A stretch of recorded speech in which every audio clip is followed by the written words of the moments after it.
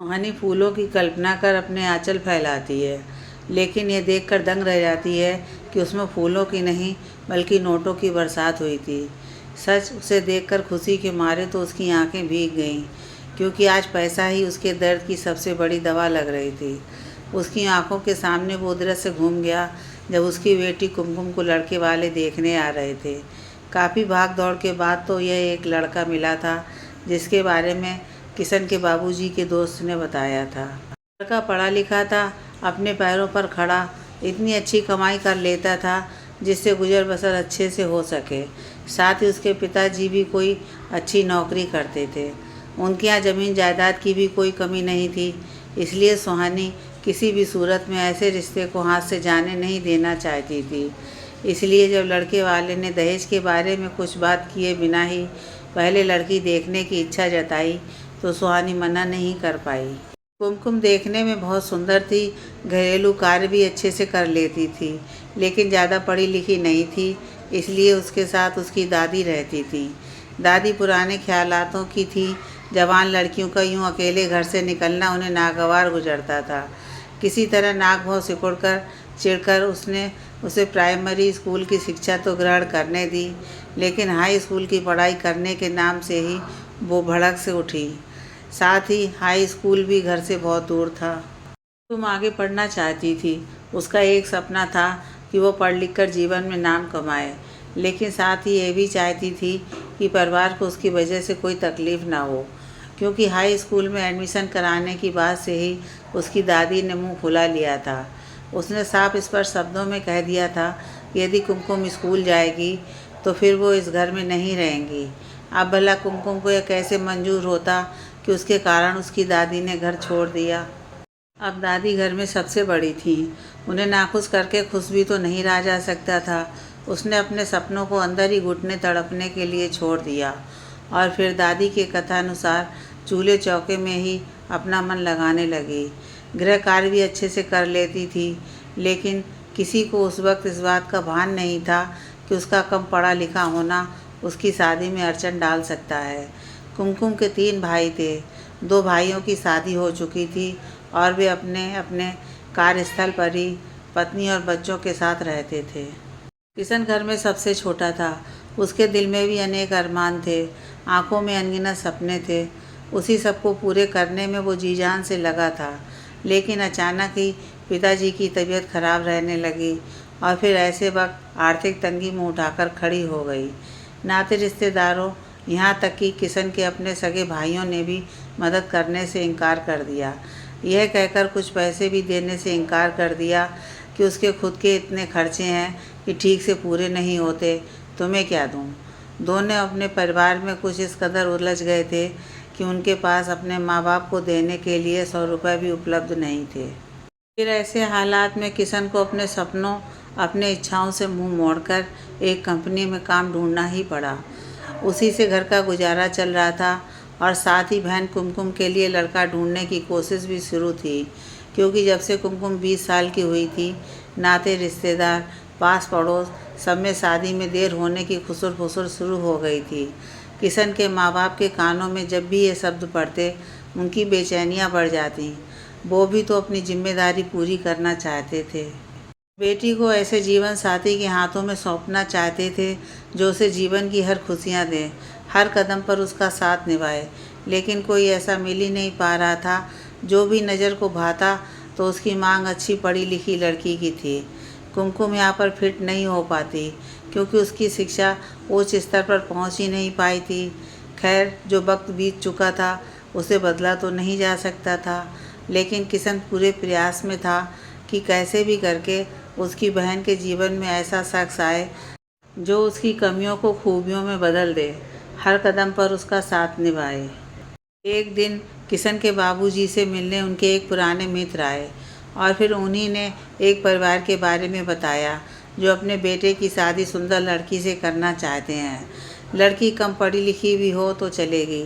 ऐसा पता चलते ही किशन तुरंत ही उनके पास बहन की शादी के सिलसिले में पहुंच गया। वहाँ लड़के वाले ने कुछ भी बात करने से पूर्व लड़की देखने की मांग की। एक लड़के वाले का आग्रह भला लड़की वाला कैसे टालता। कुमकुम चाय की ट्रे के साथ जब लड़कों वालों के समक्ष आई तो एक पल को सबकी निगाहें उस पर ठहर गईं। कुमकुम सबको पसंद आ गई और उन्होंने कुमकुम को अपने घर की बहू बनाने का वादा करते हुए दहेज की अपनी मांग भी उनके सामने खोल दी। किशन के माँ बाप ने काफ़ी सोच विचार कर उनकी मांग स्वीकार कर ली और फिर लड़की की माँ ने उसके हाथों में रस्म के तौर पर कुछ रकम रख दिए और जल्दी ही शादी की डेट फाइनल कर बात आगे बढ़ाने की बात कहकर चले गए। घर में खुशी का माहौल बन गया। गुमसुम सी हो गई कुमकुम के होठों ने भी उस पल अपनी मुस्कान बिखेर कर माँ बाप के दिल को असीम राहत दी थी, क्योंकि काफ़ी दिनों से उन्हें ज्ञात ही नहीं था कि कब उसकी बेटी ने मुस्कुराया था। शादी की तैयारी ज़ोर शोर से शुरू हो गई। शादी में महज एक सप्ताह बचे थे कि एक दिन सुहानी के लिए लड़के की माँ का फ़ोन आया, जिसमें यह फरमान आया कि एक मोटरसाइकिल और सोने की चैन के बिना हम बारात लेकर नहीं आएंगे। किशन की माँ ने अपने गहने बेचकर बड़ी मुश्किल से उनके दहेज की मांग पूरी करने के पैसे जुटाए थे। अब एक नया मांग, उसका सर चिंता से फटा जा रहा था कि अब कैसे बेटी कुमकुम की शादी होगी। लेकिन तभी किशन ने उनकी झोली में इतने पैसे डाल दिए जो उन चीज़ों के लिए पर्याप्त था, लेकिन फिर भी सुहानी की चिंता दूर नहीं हुई थी। सुहानी के हर पल का चैन जिस वजह से उड़ा हुआ था, उसे अपने आंचल में देखकर एक पल को तो उनकी आंखों में खुशी के मारे आंसू ही बह निकले, लेकिन दूसरे ही पल उनका मन अनजाने भय से कांप सा गया। सारे रिश्ते नाते, दोस्त, जान पहचान वाले से पैसे की मांग असफल हो गई थी। कहीं से कोई भी मदद को आगे नहीं बढ़ रहा था। सुहानी ने तो इस रिश्ते की अब उम्मीद ही छोड़ दी थी, क्योंकि उनका समय कल समाप्त होने वाला था और रकम के नाम पर 1000 भी उनके हाथ में नहीं थे। लड़के की माँ का आज तड़के ही फ़ोन आया था। सुहानी ने जब मोबाइल पर उनका नंबर अंकित देखा तो एकदम से उनका दिल धड़क उठा। पता नहीं अब किस वजह से फ़ोन कर रही हैं, कहीं दहेज में कुछ और तो नहीं चाहिए या कहीं और तो रिश्ता पक्का नहीं कर लिया। सुहानी ने धड़कते दिल से फ़ोन उठाया। हेलो जी, नमस्ते बहन जी, कैसी हैं आप? नमस्ते नमस्ते, हम तो मज़े में हैं, आप बताइए। वैसे आपको याद दिलाने के लिए फ़ोन किया है कि दहेज के सामान की तैयारी हुई या नहीं। आज रात तक का ही आपके पास वक्त है। यदि नहीं हुई या आगे नहीं भी होने की उम्मीद है तो साफ साफ बता दीजिए, हमें किसी अंधेरे में मत रखिएगा। कई और लड़की वाले हमें परेशान कर रहे हैं। यदि आपसे नहीं हो पाएगा तो उन्हें भी तो हमें जवाब देना है। बहन जी, हम पूरी कोशिश कर रहे हैं आपकी मांग पूरी करने की। बस ये रिश्ता मत तोड़िएगा, नहीं तो हमारी कुमकुम का दिल टूट जाएगा। कुमकुम के दिल को खुश रहना या तोड़ना तो आपके हाथ में है। आपकी कोशिश सफल हुई तो ठीक, वरना हम क्या कर सकते हैं। अच्छा, तो किसी और का फ़ोन आ रहा है, हम फ़ोन रखते हैं। लड़के की माँ ने फ़ोन तो रख दिया, लेकिन सुहानी के दिल का चैन लुट गया। उसके आंखों से आंसुओं की धार निकल पड़ी थी। कुछ समझ नहीं आ रहा था कि क्या करे। नाते रिश्तेदार सबके सामने तो मदद का आंचल फैला चुकी थी, लेकिन किसी ने भी उसकी मदद नहीं की। यहाँ तक कि बड़े बेटे ने भी साफ कह दिया था कि मेरे भी बीवी बच्चे हैं, उन्हें खिलाना पढ़ाना सब मेरी जिम्मेदारी है। जो भी जमा पूंजी है यदि कुमकुम की शादी में दे दूंगा तो फिर कौन विकट परिस्थितियों में मेरी मदद करेगा। सुहानी को अपने बेटे के मुख से ऐसे इनकार की आशा नहीं थी।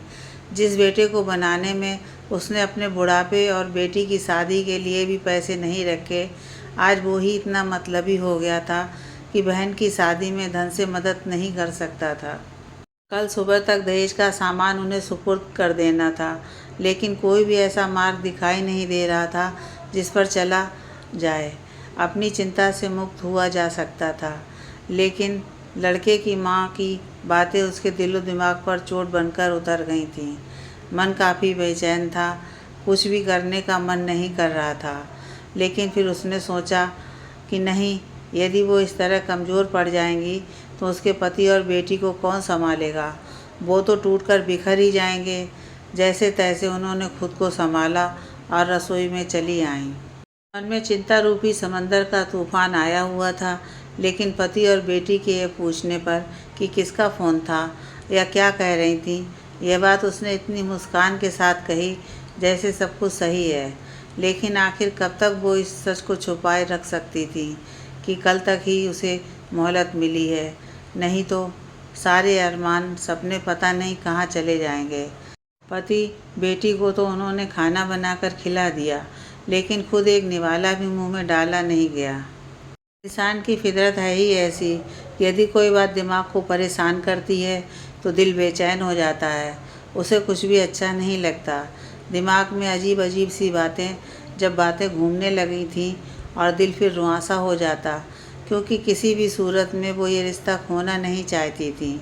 जैसे ही दिमाग में पैसे की वजह से रिश्ता टूटने की बात आती, मन में सिहरन सी दौड़ जाती। यही सब चिंता में चेहरे की रंगत उड़ी रंगत के साथ वो बैठी थीं कि तभी किशन ने उनकी झोली में पैसे की गड्डी डाल दी। पैसे इतने ज़्यादा थे कि दहेज की रकम के लिए पर्याप्त थे, लेकिन जहाँ पैसे का इंतज़ाम नहीं हो पा रहा था, वहीं इतना सारा पैसा। सुहानी का दिल बुरी आशंका से कांप गया। किशन, इतना रुपए तू कहाँ से लाया? कहीं तूने कुछ गलत? किशन अपनी माँ की मना स्थिति अच्छी तरह समझ रहा था, इसलिए वो उनके हाथों को अपने हाथों में लेकर उनकी आंखों में देखने लगता है। नहीं माँ, तुझे अपने बेटे पर भरोसा है ना? फिर तुम ऐसा क्यों सोच रही हो? मैं कभी भी कुछ ऐसा नहीं करूँगा जो तुझे तकलीफ़ दे। तुम्हारा बेटा तुम्हें कभी भी शर्मिंदा नहीं होने देगा। पर बेटा, ये पैसा तू कहाँ से लाया? किसने दिया? माँ, मैं आपको सब कुछ बाद में बताऊँगा, पहले आप अपनी चिंता छोड़ो। बेटी की शादी है और तू उसकी माँ है। माँ, ऐसे खामोश रहोगी तो कैसे पता चलेगा कि घर में शादी है? लड़की की माँ ऐसे थोड़ी ही बैठती हैं, वो झूमती नाचती गाती हैं, बिल्कुल ऐसे। किशन जोर से हंसते हुए माँ को पकड़कर उठा लेता है। झूम जाता है तो माँ भी हंस पड़ती हैं। अरे बेटा रुक, ऐसे नचाएगा तो सर ही घूम जाएगा। मैं हूँ ना माँ, सर घूमेगा तो मैं पकड़ लूँगा, लेकिन आज तो तुम्हें नचाकर मानूँगा। पर बेटा मुझे मत नचा, मैं गिर जाऊँगी। ओहो माँ, आपको भी ना कोई बहाना चाहिए, लेकिन आज मैं आपकी बात बिल्कुल नहीं मानूँगा और आपको डांस करवाऊँगा और आपको गिरने भी नहीं दूँगा। वातावरण उन दोनों की हंसी मुस्कुराहट से गूंज उठता है। शोरगुल सुनकर कुमकुम और पिताजी जब बाहर आते हैं और यह नज़ारा देखकर उनकी भी आंखों में खुशियों भरी नमी दिखने लगती है। किशन और सुहानी को यूं हंसते मुस्कुराते झूमते नाचते देख कुसुम और उसके पापा की आंखों में खुशी के आंसू आ जाते हैं। घर में यदि कोई समस्या होती है तो जब तक उसका समाधान नहीं निकल जाता, घर के किसी भी सदस्य को चैन कहाँ मिलता है। हर पल वो समस्या उसके मन में ऐसे हलचल मचा कर रखती है कि होठों पर खुलकर हंसी आ ही नहीं पाती। लेकिन जब उन्होंने उन दोनों को यूँ हंसते मुस्कुराते झूमते और बातें करते देखा तो उनके अंदर एक अलग ही जान आ गई। ऐसा लगा जैसे अब उसके घर से समस्या के बादल छट गए हैं और खुशियाँ उसके दरवाजे पर ढोल नगाड़े लेकर आई हैं। किशन की नज़र जब दरवाजे की ओर से झांकती कुमकुम पर पड़ी तो वो ज़ोर से चहक उठा। अरे मेरी प्यारी बहना, तू वहाँ क्या कर रही है? इधर आजा, तो मैं तुझे भी नचाए बिना नहीं मानूंगा। किशन ने जब कुमकुम को भी नचाने की बात की तो वो शर्माकर अंदर भाग गई, लेकिन अंदर आते ही उसके आंसू बेशुमार बह निकले। उसने भगवान के सामने अपने दोनों हाथ जोड़ दिए और फूट फूट कर रो पड़ी, क्योंकि आज भगवान ने उसकी खुशियों को वापस खींच कर लाने का संकेत दे दिया था। खुशी के मारे उसके आंसू ही नहीं रुक रहे थे। घर की हालात का उसे अच्छे से पता था और लड़के वाले की मांग का भी। नाते रिश्तेदारों, यहाँ तक कि बड़े भैया ने भी मदद से इनकार कर दिया था, तो उसने तो अपनी शादी की उम्मीद ही छोड़ दी थी। मन में अजीब सा एहसास होने लगा था। ऐसा लग रहा था जैसे सारे दर्द उसके ही दामन में है। पढ़ना चाहती थी, जीवन में आगे बढ़ना चाहती थी, लेकिन नहीं, उसकी उम्मीद इच्छाओं को दकियानूसी जंजीरों में जकड़ दिया गया। पास पड़ोस, नाते रिश्तेदार, सबकी नज़रें हर पल यही जतलाती दिखती कि उसके जीवन में पढ़ाई के बिना सब कुछ सूना है। कई ताने, कई उपहास सहने पड़ते और फिर ये दर्द आँखों से आंसू बरसाकर खुद को इतना लाचार मजबूर समझता जैसे अब उसके जीवन में कुछ खुशी है ही नहीं। घर में जब शादी की बातें चलती तो कई अच्छे लड़के इसलिए उसे पसंद नहीं करते कि उसकी शिक्षा उनके मन मुताबिक नहीं थी। कई बार तो विवाह की मंजिल की खुशनुमा शुरुआत होते हुए भी पढ़ाई उसके बीच में बाधा उत्पन्न कर देती। लेकिन इस बार सब कुछ सही से चल रहा था। दहेज की मांग भी उनके अनुसार पूरी करने की व्यवस्था हो रही थी। लेकिन विवाह के एक सप्ताह पहले एक्स्ट्रा दहेज की मांग ने उनके मंसूबों पर पानी फेर दिया था। जब लड़के वाले की मां ने फ़ोन किया था तो फ़ोन लाउड स्पीकर पर था और वो बाथरूम में थी। उस वक्त उसे लड़के वाले पर बहुत गुस्सा आया था। जी में आया कि जाएं और माँ से कह दें कि माँ, मुझे ऐसी शादी नहीं करनी है जहाँ दहेज के ऐसे लालची बैठे हैं। लेकिन फिर उसने अपने कदमों को रोक लिया, यह सोचकर कि बड़ी मुश्किल से तो ये रिश्ता मिला है, कहीं यह भी हाथ से निकल गया तो फिर क्या होगा। आगे कुछ सोचती इसके पूर्व भी उसके गालों पर आंसू लुढ़क आए। लेकिन फिर भी मन में अजीब सी हलचल मच गई थी कि पता नहीं आगे क्या होगा।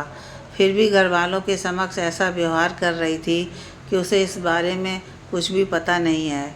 लेकिन अंदर ही अंदर घुट रही थी, रो रही थी। होठों की मुस्कान बस माँ बाप को खुश करने के लिए ही निकलती थी कि कहीं उसकी मुस्कान की गुमसुदगी उसके माँ बाप को और परेशानी में न डाल दे। हर पल भगवान से प्रार्थना करती कि भगवान, कोई भी हमारी मदद को तैयार नहीं है। अब सब कुछ आप पर है, हमारी उम्मीद आप पर है, हमारी खुशियाँ सब आपके हाथों में हैं। हमें आशीर्वाद दीजिए कि सब कुछ ठीक हो जाए। भगवान ने उसकी प्रार्थना सुन ली थी और इस मदद को भेजने में किशन को माध्यम बनाया था। किशन के भी अपने सपने थे, अपनी इच्छाएं, अरमान थे। लेकिन जब से उसके कानों में माँ के ये नम शब्द पड़े थे कि बेटा अब क्या होगा, पता नहीं हमारी कुमकुम के जीवन में क्या लिखा है। बड़ी मुश्किल से तो ये रिश्ता हाथ आया था और अब कैसे पैसे का इंतज़ाम होगा, कैसे बेटी की शादी के हमारे अरमान पूरे होंगे। कहीं हमारी बेटी, माँ प्लीज़ कुछ गलत मत सोचो, सब ठीक हो जाएगा। पैसे का इंतज़ाम भी होगा और हमारी कुमकुम की शादी भी होगी। कहाँ से होगा बेटा, नाते रिश्तेदार, यहाँ तक कि तुम्हारे दोनों भाइयों ने भी तो मना कर दिया है। किशन भाइयों में सबसे छोटा था, लेकिन उसका दिल केवल अपने परिवार के लिए ही धड़कता था। किसी को थोड़ी सी भी परेशानी होती तो दर्द किशन को होता था। माँ के इन शब्दों ने उसके दिल में तूफान सा ला दिया था। उसके तन बदन में अजीब सी बेचैनी छा गई थी। उसे समझ नहीं आ रहा था कि क्या करे, कैसे पैसे का इंतज़ाम करे और कैसे अपने परिवार की खुशियाँ उसके चेहरे पर मुस्कुराहट के रूप में देखे। दिन रात यही ख्याल उसके मन में रहता, जिससे ना तो वो ठीक से सो पा रहा था और ना ही उसके मुंह में अन्न का निवाला ही जाता। किशन भी जहाँ काम करता था वहाँ भी यार दोस्तों से पैसे की मांग कर चुका था, लेकिन कोई भी मदद देने को तैयार नहीं था। सोचते सोचते अचानक ही उसके दिमाग में उस ज़मीन की बात आई जो तीनों भाइयों के बीच बंटवारे में उसके हिस्सा में आई थी। पापा ने पिछले साल ही तो अपनी पूरी ज़मीन के 3 हिस्से किए थे। किशन ने अभी भी उसे बचाकर रखा था, क्योंकि उसकी सोच के अनुसार ज़मीन को अर्जित करना बहुत ही सौभाग्य की बात है। उसमें उसके बाप दादा की मेहनत लगन जुड़ी हुई है, यह उसके मेहनत की कमाई है।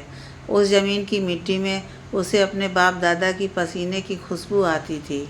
जब बंटवारा हुआ और भाइयों ने इसे बेचने की बात कही थी तो उस वक्त किशन के मन में बहुत कुछ टूटता हुआ सा लगा। ऐसा लगा जैसे कोई अति प्रिय वस्तु उससे छीना जा रहा है। और फिर वो खुद को नहीं रोक पाया और अपने भाइयों को समझाने के लिए उनके पास चला गया। भैया, पापा और दादाजी की मेहनत से अर्जित की हुई इस ज़मीन को मत बेचो। उन्होंने बहुत मेहनत से इसे ख़रीदा है। आपका बिजनेस तो ऐसे ही बहुत अच्छे से चल रहा है, इसे संभाल कर रखो, ये भविष्य में आपके बहुत काम आ सकता है। अच्छा, अब तू मुझे सिखाएगा कि मैं सड़क पर कैसे चलूं? खुद तो ठीक से चलना आता नहीं और चले हैं हमें सिखाने। मैं अपनी ज़मीन बेचूं या रखूं, ये मेरी मर्ज़ी है। इसमें मुझे कोई दखल दे मुझे पसंद नहीं।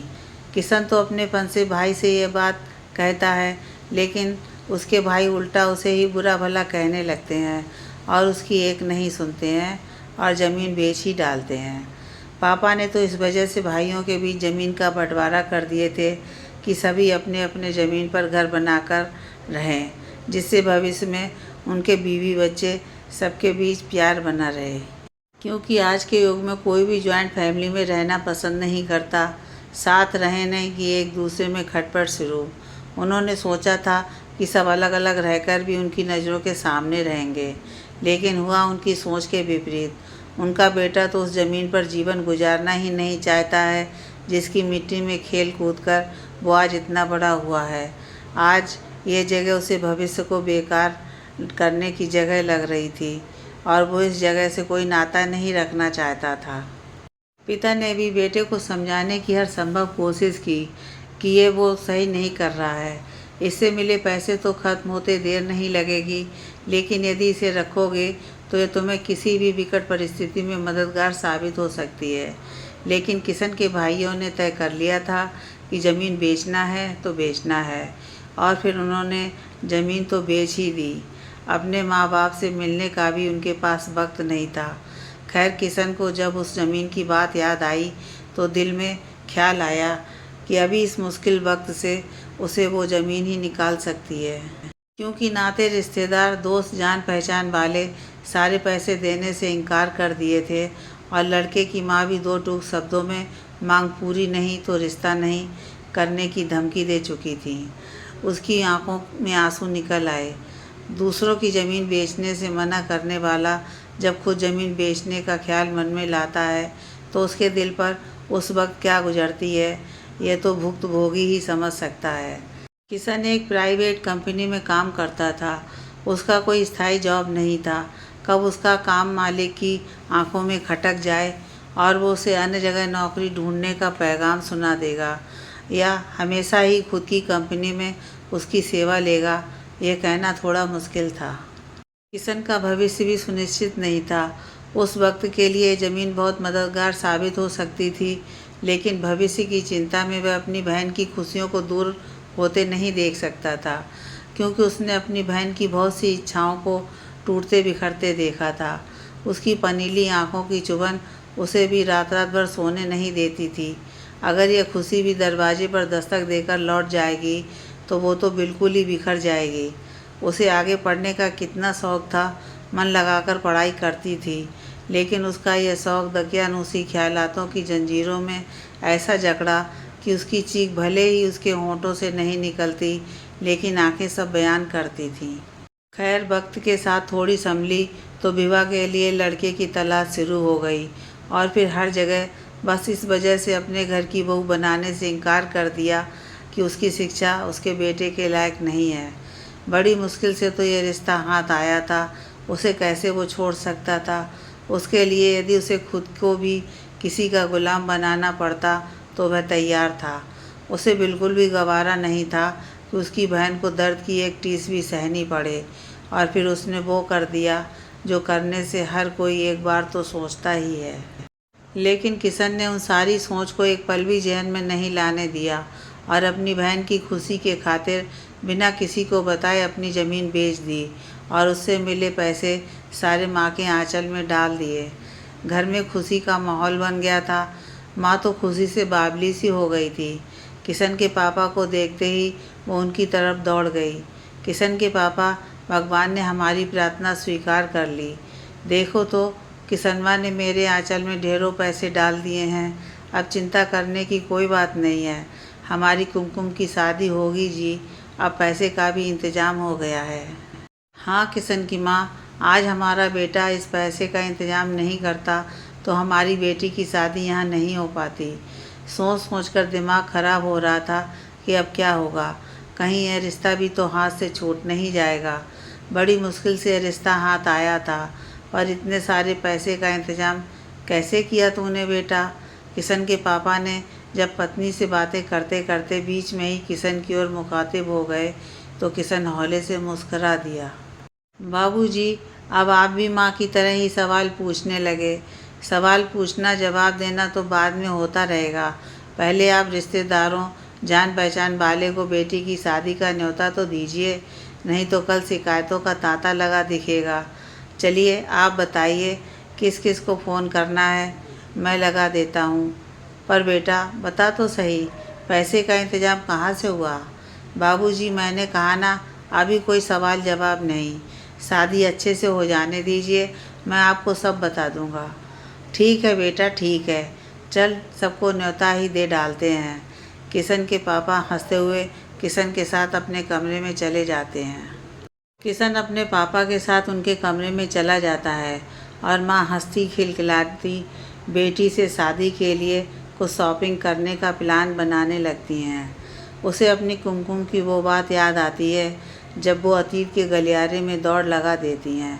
कुमकुम की एक सहेली नीरजा की दीदी की शादी थी। नीरजा से कुमकुम की दोस्ती बचपन वाली थी। दोनों साथ खेलते कूदते बड़ी हुई थी। स्कूली प्राइमरी शिक्षा भी दोनों ने साथ ही ली थी, लेकिन फिर दोनों के रास्ते पढ़ाई के मामले में अलग हो गए। वो अपनी आगे की पढ़ाई जारी रखी और कुमकुम की पढ़ाई की राह में दकियानुसी ख्याल आड़े आ गए, लेकिन फिर भी दोनों की दोस्ती बदस्तूर जारी थी। घर पास ही था और उस घर से जान पहचान थी, इसलिए किसी को भी उसे वहाँ भेजने में आपत्ति नहीं थी। यहाँ तक कि घर के सारे लोगों के लिए निमंत्रण कार्ड था, तो कुमकुम के माँ बाप भी उसके साथ गए थे। वहाँ से लौटकर आने में रात के 1 बज गए थे, जबकि उन्होंने बस जयमाला का रस्म में ही अपनी उपस्थिति दर्ज कराई थी। फिर खाना खाया और फिर उनसे चलने की अनुमति मांग ली।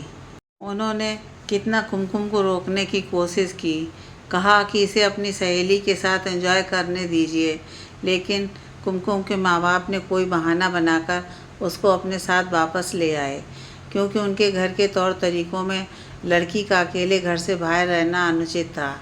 खैर कुमकुम को साथ लेकर माँ बाप घर आ गए, लेकिन कुमकुम का दिल दिमाग तो जैसे वहीं पर अटक गया था। नीरजा की दीदी के लहंगे, उसकी ज्वेलरी ने उसका जी चुरा लिया था। उसने तो आते ही माँ के समक्ष लहंगे की तारीफ शुरू कर दी। माँ, नीरजा की दीदी कितना सुंदर लग रही थी, उनका लहंगा ज्वेलरी सब कितना सुंदर था ना। माँ, मुझे ये लहंगा बहुत सुंदर लगा, कभी आप भी मेरे लिए ऐसा ही लहंगा खरीदना। लहंगा? पर तू कब पहनेगी ये लहंगा? माँ कुमकुम की बातों का मतलब अच्छी तरह समझ रही थी, फिर भी उसे चिढ़ाने के ख्याल से जब वो ऐसा बोलती हैं तो कुमकुम का चेहरा शर्म से लाल हो जाता है। उस वक्त लाज से युक्त उसके चेहरे को देखकर माँ भी खिलखिलाकर हंस पड़ी थी। हाँ मेरी बच्ची, मैं सब समझती हूँ, तेरी शादी में ऐसा ही लहंगा खरीद दूँगी।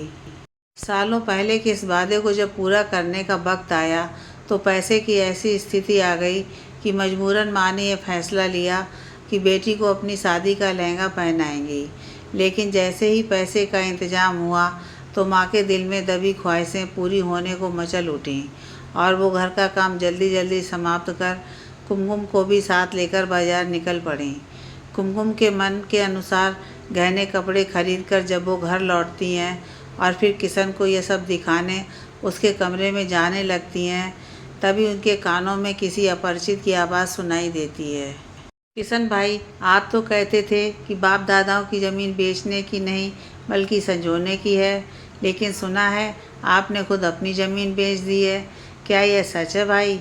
किसी अपरिचित की आवाज़ सुनकर माँ यह सोचकर वापस जाने को कदम बढ़ाने की सोचती है कि अतिथि के जाने के बाद किशन को ये दिखा देंगी, लेकिन ज़मीन की बात सुनते ही जैसे उनका जी धधक कर रह जाता है, क्योंकि यही ज़मीन तो उसकी जमा पूंजी थी। उनके कदम भी वहीं ठहर जाते हैं। हाँ भाई, तुमने बिल्कुल सही सुना है, मैंने ये ज़मीन बेच दी है। क्या? पर तू तो कहता था कि ये ज़मीन तुम्हारे बच्चे की तरह है। फिर? बच्चे की तरह था, लेकिन उस बच्चे की खातिर अपनी मासूम बहन रूपी बेटी की खुशियाँ कैसे जाने दे सकता था। मेरी कुमकुम ने जीवन में कई मोड़ पर अपनी खुशियाँ, अपनी इच्छाओं को बिगड़ते बिखरते देखा है, लेकिन अब और नहीं। उसके लिए तो ज़मीन बिक गई तो क्या हुआ, उसके लिए तो यदि मुझे अपनी लहू को भी बेचना पड़े तो मैं तैयार हूँ, लेकिन अपने माँ बाप और बहन की खुशियों पर कभी आँच नहीं आने दूँगा। ये बोलते बोलते किशन के स्वर में नमी का एहसास झलकने लगा था, लेकिन वहीं दरवाजे के पास खड़ी माँ की आंखों से झरझर आंसू बहने लगते हैं और वो इन्हीं आंसूपूर्ण नेत्रों के साथ किशन के पास पहुंच जाती हैं। किशन उनकी स्थिति देखकर समझ जाता है कि उन्हें सब कुछ पता चल गया है, जिसके उसका चेहरा फक पड़ जाता है, लेकिन फिर भी वो खुद को संभालते हुए मुस्कुरा उठता है। अरे माँ, हमारी कुमकुम की विदाई में अभी 2-3 दिन बाकी हैं, अभी से आंसू क्यों बहा रही हो? अभी तो तुम्हारे बहुत सारा काम है, उसे निपटाने की सोचो, कहीं आंसू के चक्कर में उन्हें ही ना भूल जाओ।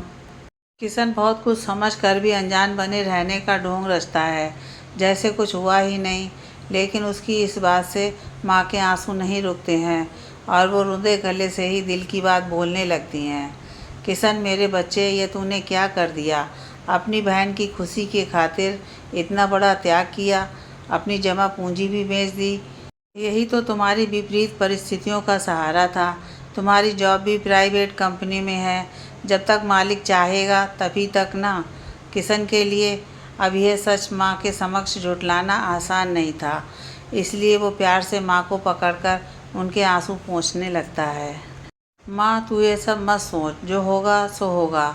उसकी चिंता में हम अपनी खुशियों को क्यों मुश्किल में डालें? अभी तो वक्त है हंसने गाने का, धूम मचाने का, यूँ आंसू बहाने का नहीं, समझी मेरी प्यारी बहन की प्यारी माँ। किशन जिस अंदाज में यह बात कहता है, माँ रोते रोते भी हंस पड़ती है, लेकिन दिल से उसके लिए ढेर सारी दुआएं निकल रही थी, क्योंकि आज उसने अपने घर रूपी बगीचे में एक बागबान बनकर मुरझाते फूल को नवजीवन दिया था।